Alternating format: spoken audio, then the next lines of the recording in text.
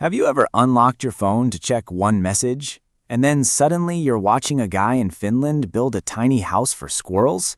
Yeah, same. Phones are weird. They save time and somehow steal all of it back. Most people think they're addicted to their phone because they're lazy or weak. But honestly, your phone is just really, really good at being impossible to ignore. It's basically a slot machine in your pocket wearing a friendly little Instagram logo. And the scary part? Most of us don't even enjoy being on our phones anymore. We just automatically reach for them like a confused raccoon digging through trash. But what if I told you there's a way to actually become addicted to not using your phone? Not through motivation, not through deleting every app and becoming a forest monk, but by making real life feel more rewarding than your screen again. Because that's the secret nobody talks about. You don't beat phone addiction by fighting your phone, you beat it by making your actual life harder to leave. Here's how. First, you need to understand why your phone feels so addictive in the first place. Your brain loves easy rewards. Every notification, every swipe, every maybe this next video will change my life moment. Your brain gets tiny hits of dopamine all day long. The problem is, when your brain gets used to instant stimulation, normal life starts feeling boring. Reading feels slow. Studying feels painful. Even watching one full movie feels impossible because your brain now expects a new stimulus every 7 seconds like an impatient goldfish. That's why people say things like, I can focus for hours on TikTok, but not 10 minutes on homework. Because TikTok isn't asking for focus, it's kidnapping your attention for free snacks.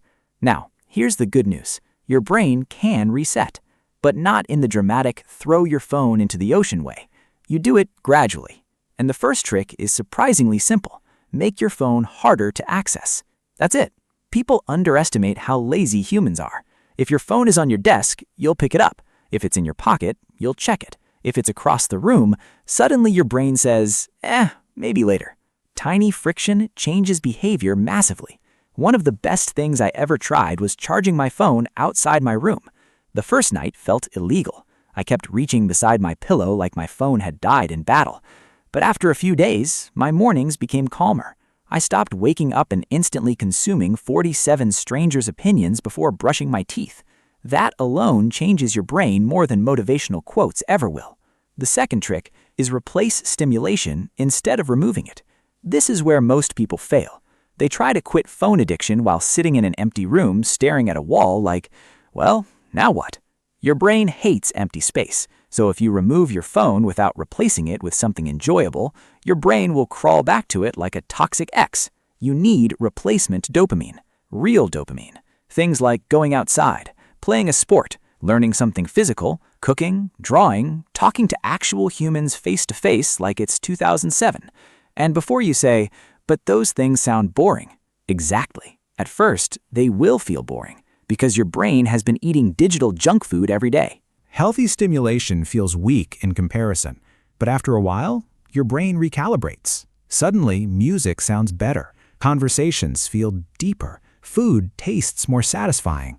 Walking outside doesn't feel like a side quest anymore. Your attention span slowly comes back to life. And honestly, one of the biggest signs your brain is healing is when silence stops feeling uncomfortable.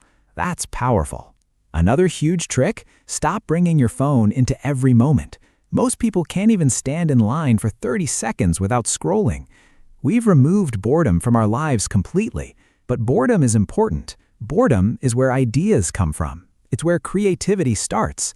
Your best thoughts usually don't happen while watching top 10 celebrities who aged badly. They happen in the shower, during walks, while staring out the window pretending to be in a music video. Your brain needs space to think, and phones destroy that space. Try this.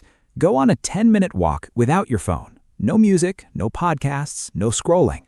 At first, your brain will act dramatic. What if someone texts me? What if civilization collapses? What if I miss a meme? You'll survive. And after a few walks, something strange happens. Your mind gets quieter. You notice things again.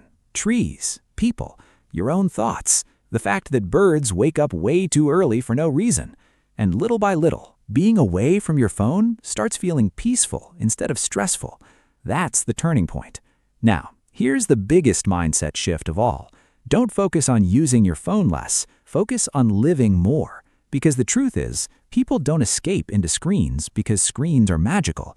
They escape because reality feels repetitive, stressful, lonely, or empty. So build a life that competes with your phone. Make plans, learn skills, go places, create things, talk to people, get obsessed with improving yourself. A busy, meaningful life naturally reduces screen addiction. Not perfectly, but powerfully. And no, you don't need to become some ultra-productive robot who wakes up at 4 a.m. and drinks cucumber water while journaling on a mountain. You just need balance. Use your phone as a tool, not as a place to disappear into. Because one day, you'll realize something terrifying. The hours you spend scrolling don't even feel real afterward. You rarely remember them. But the moments you actually live, those stay with you. The late-night conversations, the walks, the laughter, the awkward memories, the hobbies, the tiny adventures. That's the stuff that makes life feel alive. So, here's a challenge for you.